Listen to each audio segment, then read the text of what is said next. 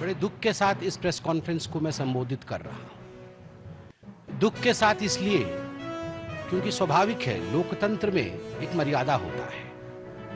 लोकतंत्र में मुझे याद आता है सुषमा जी की वो बातें, जब उन्होंने सदन में कहा था कि हम शत्रु नहीं हैं, हम विरोधी हैं, विचारधारा के विरोधी हैं, हम शत्रु नहीं हैं। और किस प्रकार की भाषा का प्रयोग हमारे नेता करते रहे हैं, ये हमने देखा है।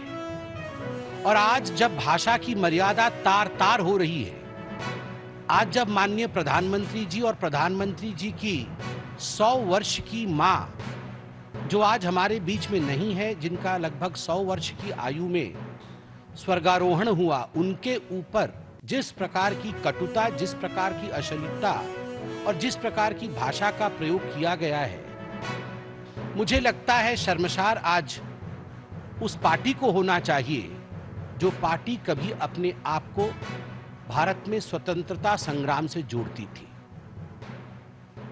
वह पार्टी जो अपने आप को स्वतंत्रता संग्राम से जोड़ती थी, वो गांधी जी की पार्टी थी। और आज जो स्वतंत्रता संग्राम से अपने आप को तथाकथित रूप से जोड़ती है, मगर आज गाली वाली पार्टी बन गई है, तो महात्मा गांधी जी की पार्टी नहीं है, वह तथाकथित नकली गांधी परिवार की पार्टी है।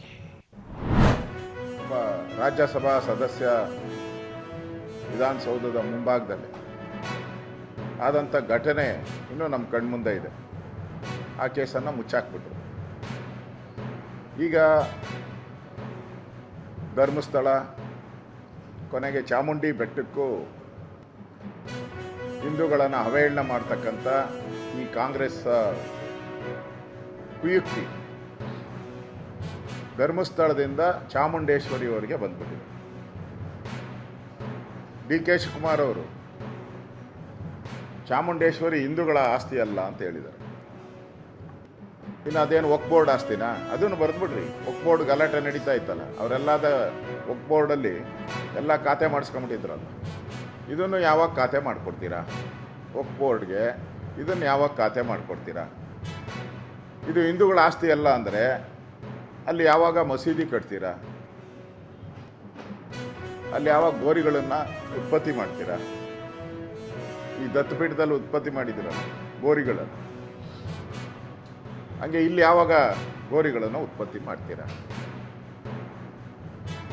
ಅಂದರೆ ಚಾಮುಂಡೇಶ್ವರಿ ಅನ್ನುವಂಥದ್ದು ಹಿಂದೂ ದೇವತೆನೇ ಅಲ್ಲ ಅಂತ ಹೇಳಿದ್ರೆ ನಿಮಗೆ ಕಾಂಗ್ರೆಸ್ ಅವ್ರಿಗೆ ಏನು ಹೇಳಬೇಕು ಅಂತ ಅರ್ಥ ಆಗ್ತಾ ಇದೆ.